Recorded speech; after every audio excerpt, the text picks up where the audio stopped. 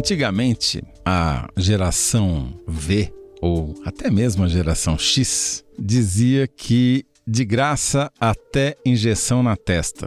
Pois bem, hoje em dia, nem injeção na testa é de graça. Os casos de injeção na testa pagas, especialmente de Botox, passam da casa do 500 mil por ano no Brasil. Tudo isso vem junto com uma febre de procedimentos estéticos não cirúrgicos. São os casos de preenchimento, uso de ácido hialurônico e outros palavrões que a gente vai explicar aqui o que significam. Só que junto com a explosão do número de aplicações, de procedimentos, vieram também os problemas.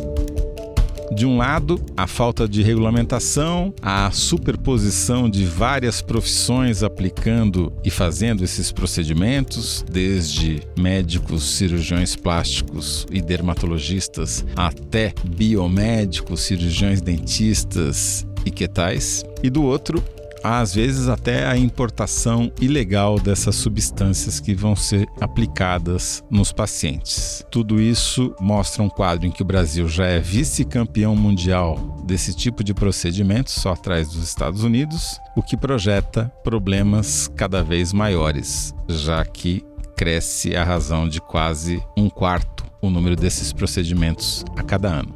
Quem vai contar pra gente essa história sobre o lado bonito e o lado nem tão bonito da estética no Brasil é a repórter do UOL, Camila Brandalize. Bem-vinda, Camila. Obrigada, Toledo. Mais uma semana aí de muitos seguidores depois desse episódio, hein? Opa, estamos contando com isso. Eu sou José Roberto de Toledo e este é o UOL Prime. Toda semana a gente conversa com os melhores repórteres sobre as melhores reportagens do UOL. Camila, eu queria começar tentando estabelecer um vocabulário básico comum entre nós e os ouvintes, porque eu confesso que quando eu li a sua reportagem, eu fiz muito uso de uma coisa muito legal que tem lá no fim da reportagem, que é um glossário dos termos que você acaba citando. Mas o problema de não estar no Instagram. Se tivesse no Instagram, assiduamente, ia saber. Tá vendo? O que eu tô perdendo? Injeção na testa. O Botox todo mundo conhece, mas você podia explicar... Botox é apelido, né? É apelido. Eu vou falar dos 3 mais, então, aplicados no Brasil e um que causa polêmica. Tá. O Botox é, de fato, o apelido. O Botox é o nome registrado pela Allergan, que é uma farmacêutica multinacional. O nome, né, que pode ser usado por todo mundo seria toxina botulínica, que é, de fato, uma toxina, a mesma que causa o botulismo, mas em minúsculas quantidades, ela pode ser muito benéfica para essa questão estética. Ela paralisa alguns músculos. Exato. E com isso faz desaparecer algumas rugas. Exato. Na hora que paralisa, então dá um certo relaxamento, não tem mais essa pressão aqui que a gente faz, essa linha marcada. Sei. E a ruga some. É por isso que eu não tenho ruga na testa, né? Tá vendo? Você tem. Eu tô vendo aqui, tem algumas. Pô, venceu o meu Botox já, venceu. O outro é o ácido hialurônico. Exatamente. O que é o ácido hialurônico? O ácido hialurônico é uma substância natural, produzida pelo corpo também, e é usada na estética como um preenchedor. Então as pessoas têm usado muito nessa coisa da harmonização. Preenchedor? O que é um preenchedor? Isso. É engraçado, né? Pra mim é tudo tão óbvio, gente. Eu falo disso tantas vezes. Converso muito sobre isso com as amigas. Por exemplo, você tá aqui com uma parte do rosto em que você gostaria de um pouquinho mais de volume, até para ter uma ruga também, sabe? Sei. Vai perdendo o preenchimento. A cara de jovem, ela é mais cheinha, né? Sim. Pronto. Então, o ácido hialurônico faz esse preenchimento. As pessoas têm usado muito as harmonizações faciais. Essa que o prefeito de São Paulo acabou de fazer. Pronto, que ficaram famosas aqui no Brasil pelos exageros cometidos pelas pessoas. Sei. Então dá uma preenchidinha, usado de uma maneira sensata, né? Não fica nessa cara horrorosa que a gente vê por aí.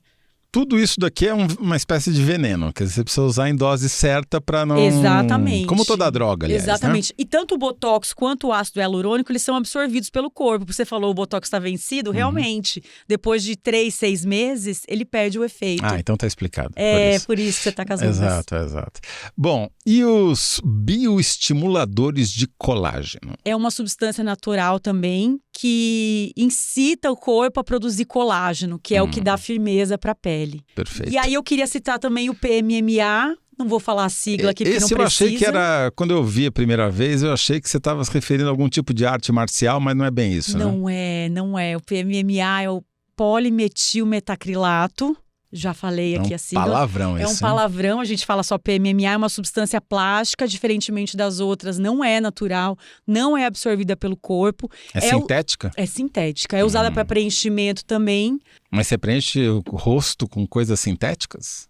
O pessoal tá fazendo isso. E te digo mais, Toledo, o pessoal tem preenchido outras áreas do corpo, como os glúteos, com quantidades muito altas, que geram problemas maiores, além de, enfim, estética, né? A gente vai falar disso aqui também. E finalmente, prometo terminar agora, o que é um peeling? O peeling, ficou muito famoso aí nessa hora do peeling de fenol. Se as pessoas viram o vídeo ou alguma imagem, pode ter de vários níveis, né, de agressão com a pele, mas basicamente é uma substância que você passa no seu rosto, assim, um creme, ele vai tirar uma camada, pode ser superficial, um pouco mais profunda. É como se ele fizesse uma abrasão da sua pele. Exatamente. Entendi. Exatamente, é isso.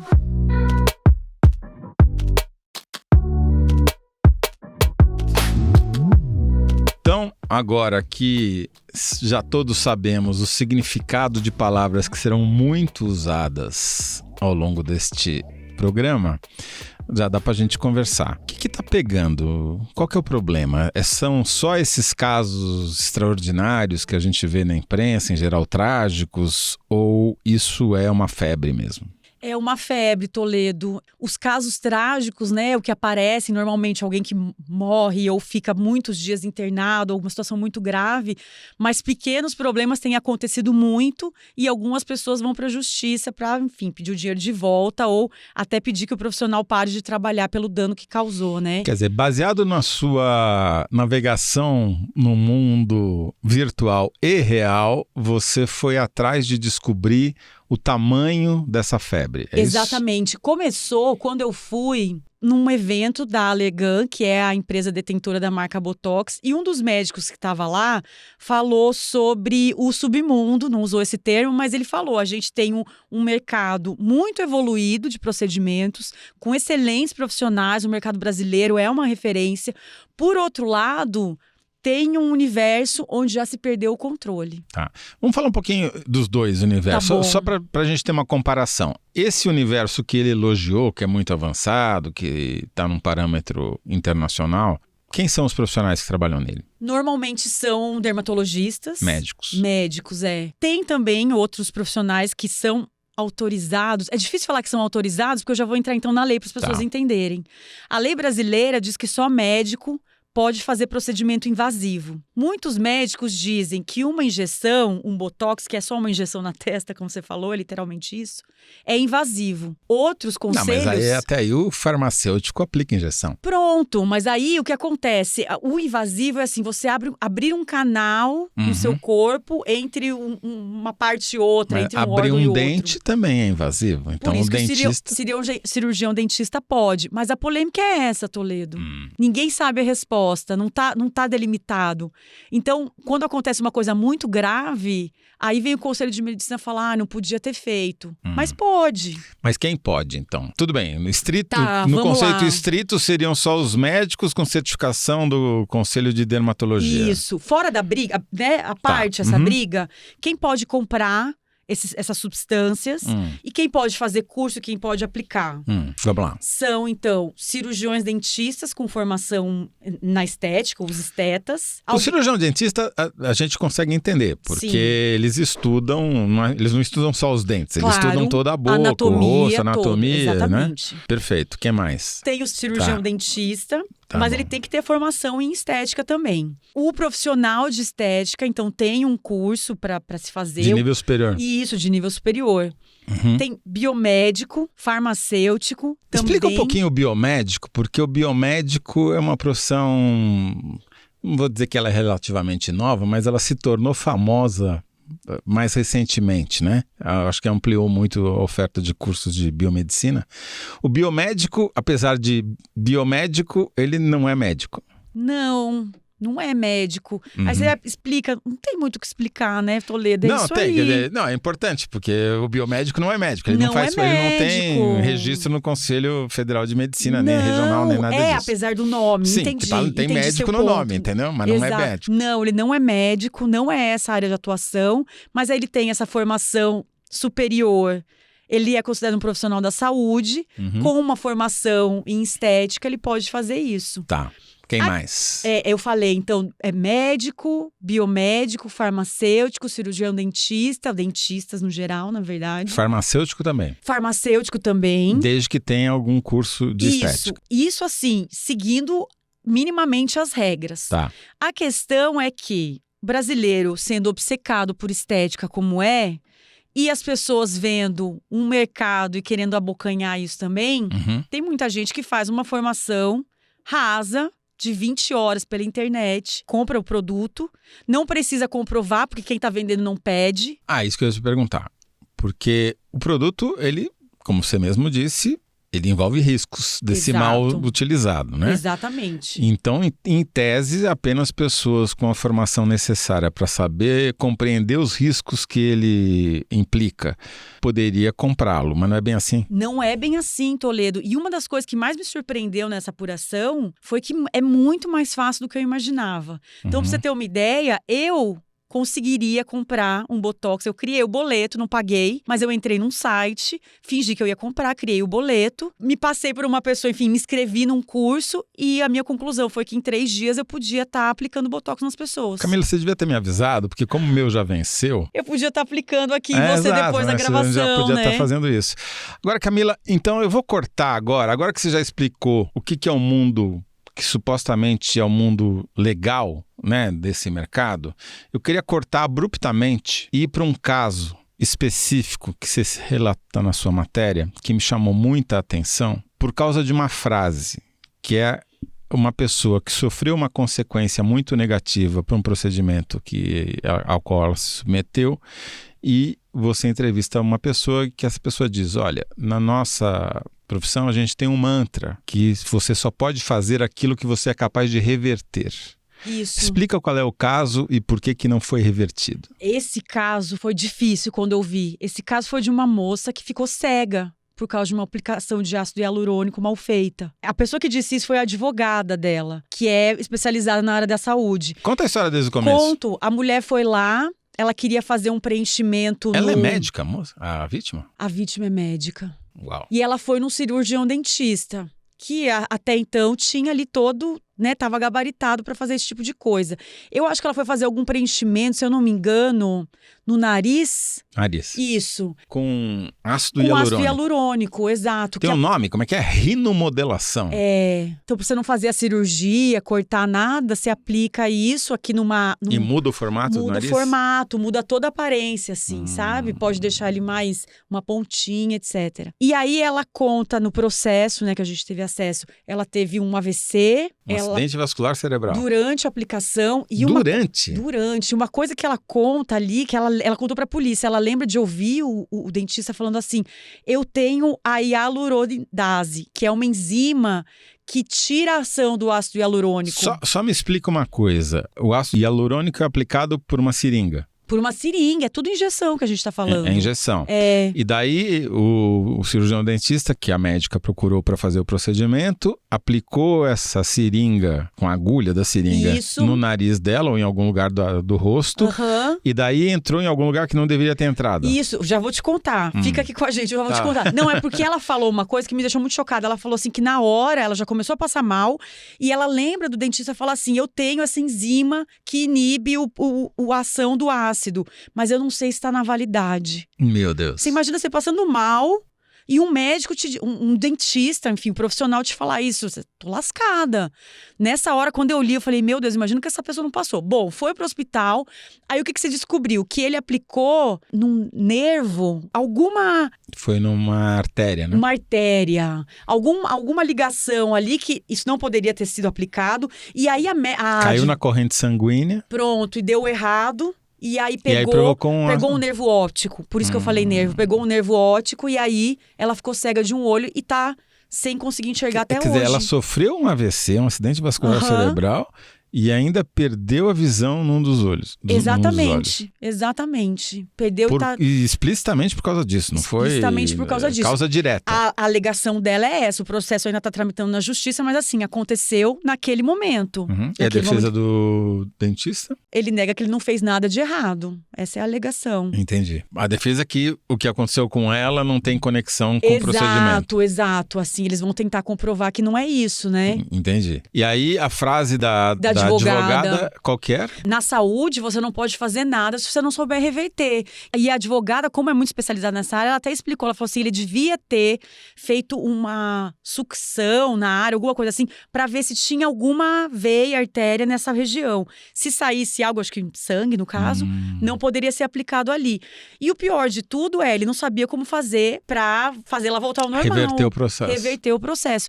E o que eu vi nos casos, e aí é isso, obviamente tem muitos bons profissionais em outras áreas, não só na medicina. A questão é que quando tem um profissional de uma área que não é a medicina e dá um problema muito grave, o paciente tem que ser encaminhado para um médico para resolver, sabe? Nesses casos, pelo menos, que eu levantei, foi isso que aconteceu.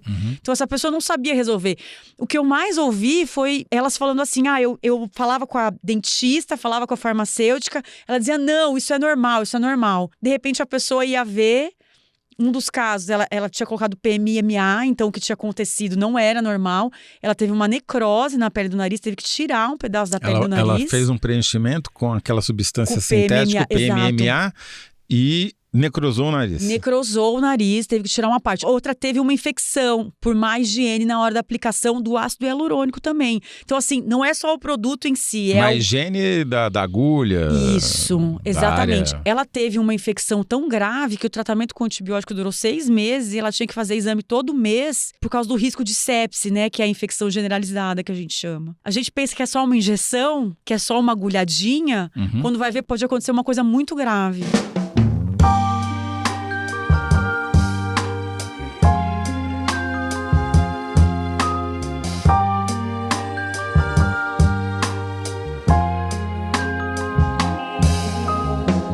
A crítica que a gente faz na imprensa, né, quando vê, às vezes, uma matéria sobre isso, é que estamos espetacularizando ou sensacionalizando algo que é exceção. A tua apuração foi muito além do relato dos casos, embora os casos sejam a maneira mais fácil da gente compreender o drama que tem por trás dessa história. O que a sua apuração revelou sobre, primeiro, o uso e a disseminação desses procedimentos estéticos e, segundo, sobre as consequências? Pois é. Vou começar do seu comentário primeiro, né? Não é exceção porque é uma peça de todo esse grande problema. Então, a gente tem... É um exemplo, né? Isso. Não é exceção. Mas eu acho que exatamente. A gente tem, então, complicações de um lado, profissionais ruins que não sabem o que estão fazendo. A gente tem cursos que são dados, assim, 20 horas para você aprender a aplicar Botox pela internet, online. Como é que você treina para dar uma injeção pela internet? Pois é, Toledo, é isso que eu ficava me perguntando quando eu assistia as coisas. Gente, não é possível que eles deixem eu fazer sem me pedir nada. Sabe? Aí tá. Você fez o curso? Não fiz, custava pagar, custava mais de quase R$2.000. Tem um monte de curso que as pessoas podem fazer sem a mínima formação. Tem o produto que a pessoa pode comprar e assim, tem o produto que a pessoa pode comprar legalmente, em que não é exigido nenhuma comprovação de ser da área da saúde. Tem venda ilegal de produtos ilegais, já barrados pela Anvisa, porque eu também encontrei isso pela internet. Eu não sei se chegaria exatamente o produto, ou pode ser um golpe, né? Sim. Mas eu encontrei um produto barrado. É uma toxina botulínica fabricada em Israel. Eles dizem que é fabricada em Israel. Nem dá pra saber se é verdade, daí a gente duvida de tudo.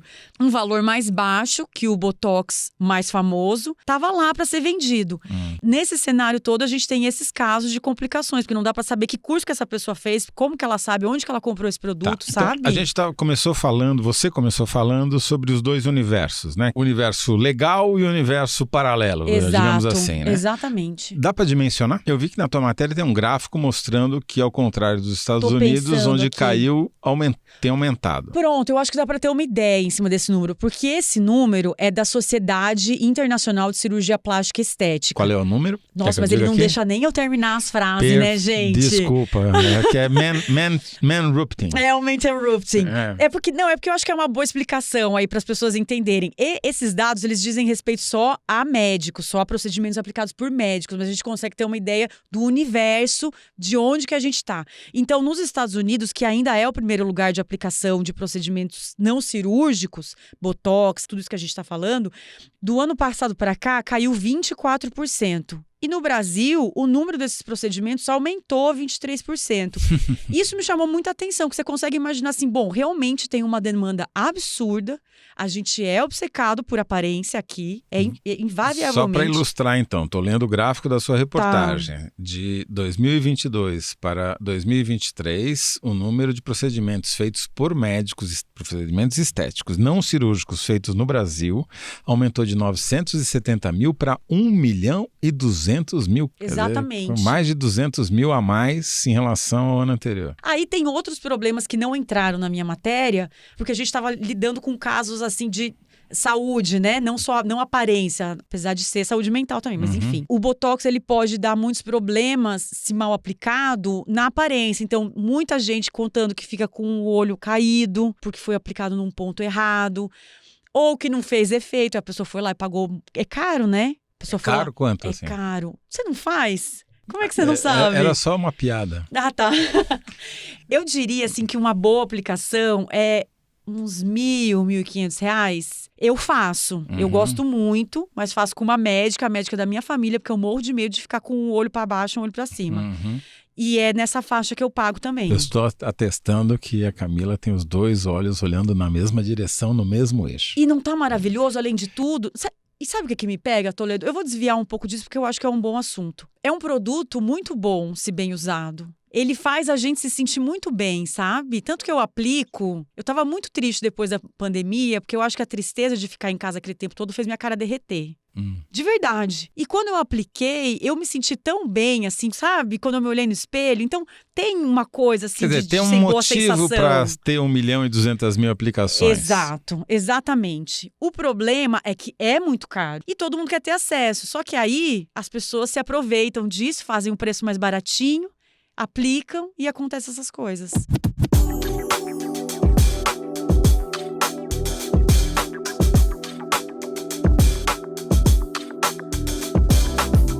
Então você tem mais de 1 milhão de aplicações feitas por médicos exclusivamente, sem contar as feitas por dentistas, esteticistas, biomédicos e outros que nem diploma tem. E está crescendo na razão de 23% ao ano. De fato, é uma febre. É uma febre. Aí o levantamento se conclui com a experiência clínica dos médicos que recebem pessoas que tiveram uma complicação. E eles falam... A consequência. A consequência. O tanto de médico que eu entrevistei que me falou, eu não pego mais caso de complicação, porque eu não sei resolver. A pessoa foi lá, deu um problema muito absurdo. Foi lá não, foi em outro lugar, né? Foi isso. É maneira de dizer. Se as pessoas estivessem me vendo, elas iam entender o que eu quis dizer. Foi lá num lugar em que a pessoa disse, vou te cobrar barato. E outra coisa que acontece muito, que eu acho que é bom falar para ficar de alerta. Gente que tá fazendo curso, cobra barato, porque ainda está fazendo curso, e fala, vem cá, vou fazer em você. Ou seja, é a cobaia. A cobaia. Exatamente. E aí é médico que vai resolver esse pepino, entendeu? E daí você tem casos de médicos que de tanto pegar esses pepinos para descascar, parou... Não pego mais.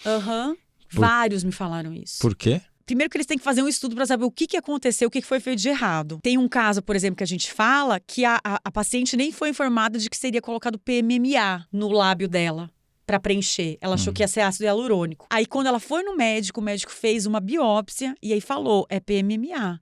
Aí, tava tendo uma reação, o corpo dela tava rejeitando.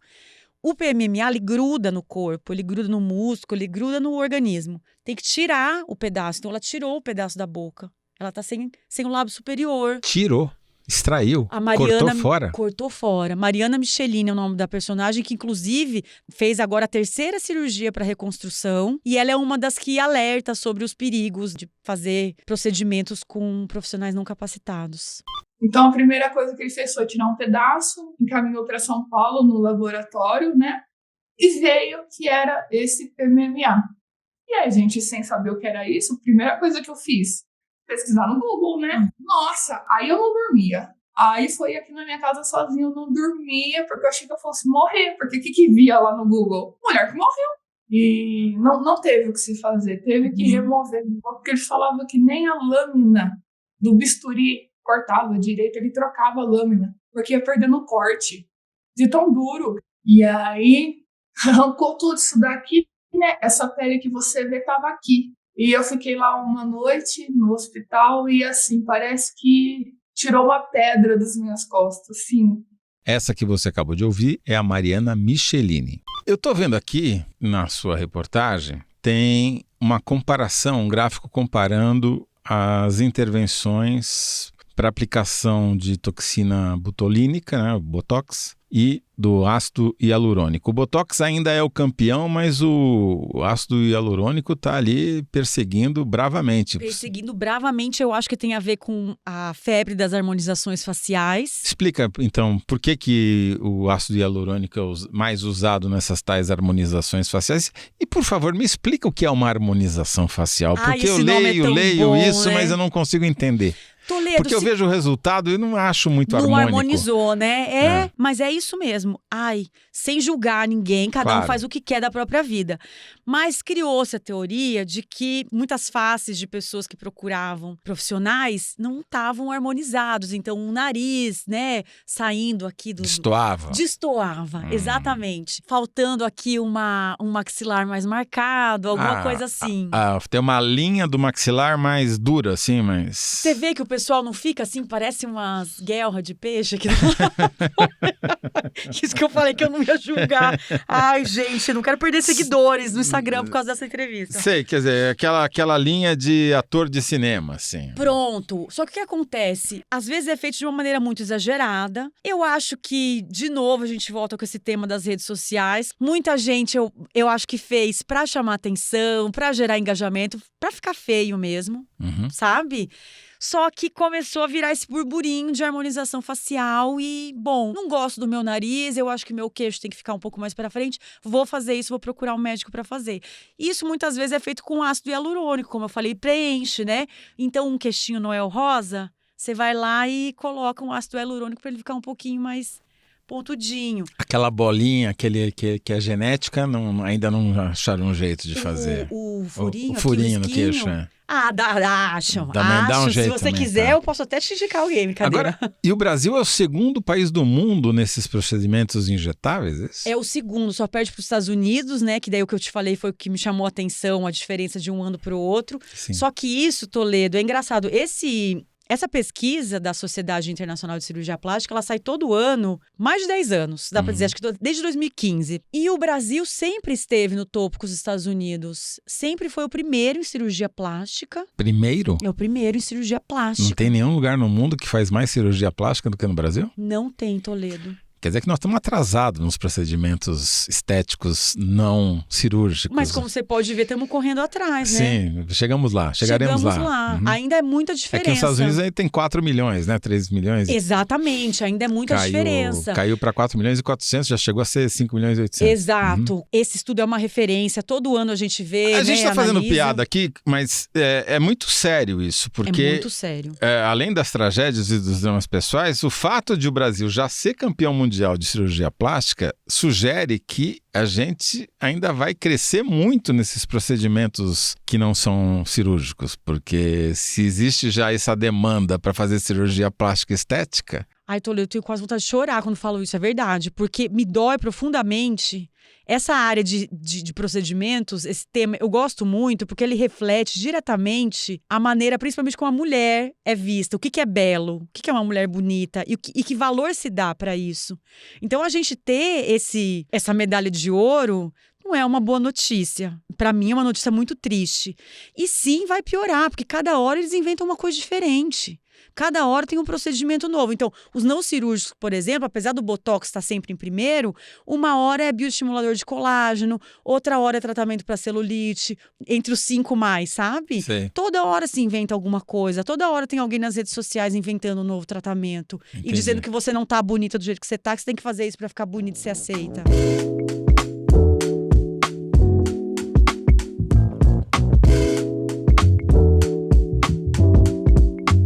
Agora, eu vi que você fez um pedido de lei de acesso à informação para a Polícia Federal. O que é isso? Porque eu queria ver quanto tinha sido apreendido de botox e ácido hialurônico ilegal no país. Existe ácido hialurônico e toxina botulínica fabricada no Brasil? Não, mas o que acontece?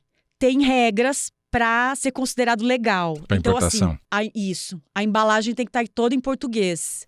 Se não tiver em português, é ilegal. São as regras da Anvisa. Tá. Então, mesmo que seja o produto, não entrou legalmente.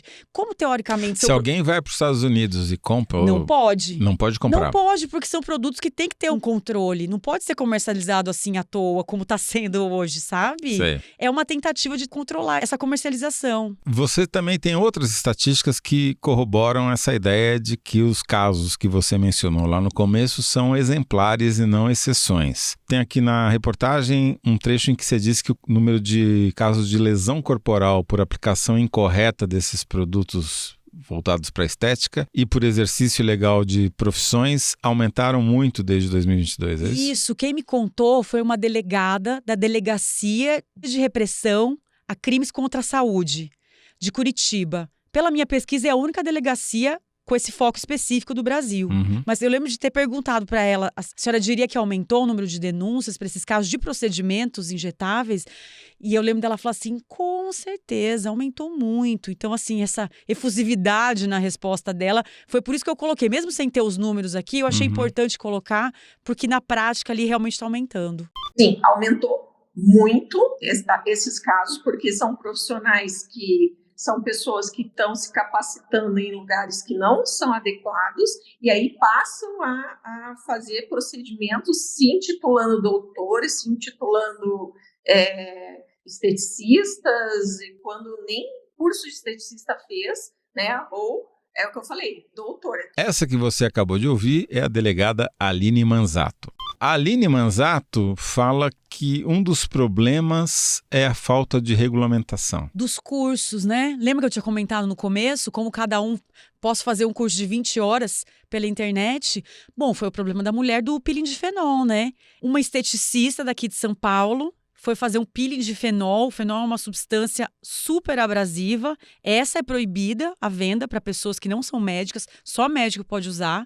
Mas ela fez o curso... Ela não era médica, ela era só esteticista. Era só esteticista. Na verdade, a Sociedade de Estética diz que nem esteticista ela era. Que ela era influenciadora, que fez um ou outro curso, abriu uma clínica e começou a fazer as coisas todas. E ela fez um curso de fenol atenuado, peeling de fenol atenuado, com uma farmacêutica de Curitiba, era online. Ela não chegou nem a terminar esse curso, começou a aplicar o peeling de fenol, aplicou num paciente dela. Só que o peeling de fenol, ele entra na circulação... Pela pele mesmo. Pela pele mesmo. E causou uma parada cardíaca nessa pessoa. Entre vários outros problemas lá na hora. E a pessoa veio a óbito, como diriam os médicos. Veio a óbito e foi uma coisa, assim, fulminante. Depois que as pessoas começaram a ir atrás, quem ela era, a formação dela, descobriram que ela tinha começado o curso, ela não chegou nem a terminar. Então, assim, como é que uma farmacêutica dá um curso sobre a aplicação de uma substância que só pode ser manuseada por médico e, de repente, uma outra vai lá sem formar... Você entende? É esse o buraco que a gente tá... É disso que eu tô falando nessa matéria. Nesse caso, você mencionou que ela era uma influencer. Quero crer, mesmo com a minha parca capacidade de navegação comparado à sua pelas redes sociais, que os influencers são uma peça importante nessa explosão do número de aplicações, ou não? Gente, que praga, né, Toledo? Eles estão sempre no meio de tudo.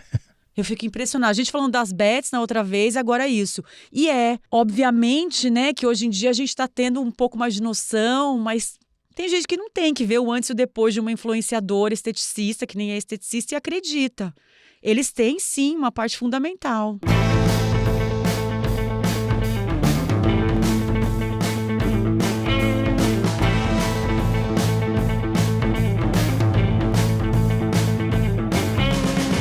Um outro programa que você fez aqui conosco, você contou que um cirurgião plástico usava influenciadores para fazer propaganda do trabalho mal feito que ele fazia, né? Que resultou em mais de 50 processos na justiça. Isso também acontece, ou seja, a captura de clientes via influenciadores de redes sociais, mesmo que não seja o próprio influenciador que vai aplicar o procedimento? Existe gente que contrata influenciador para falar bem de si? Total, porque daí faz permuta, né? Faz a permuta. No influenciador fica tudo perfeito e lindo. Aí o influenciador vai lá e fala, olha, eu fiz em tal lugar, olha que coisa maravilhosa. Uma das pessoas que eu entrevistei, uma das mulheres que eu entrevistei, fala justamente isso. Eu fui enganada pelas redes sociais dessa profissional. Então tinha um monte de antes e depois, gente que era famosa, fazendo, ficando muito bonita. Eu fui lá e fiz. E, de repente, tive uma infecção gravíssima com a bactéria, um tratamento de 6 meses. Na verdade, eu fui iludida e atraída pelas redes sociais. Porque essa clínica e essa profissional em questão, elas trabalham com muito marketing. Ela tem muitos seguidores, né? Assim, e ela faz muita propaganda, muito marketing. Aparecia muita propaganda para mim.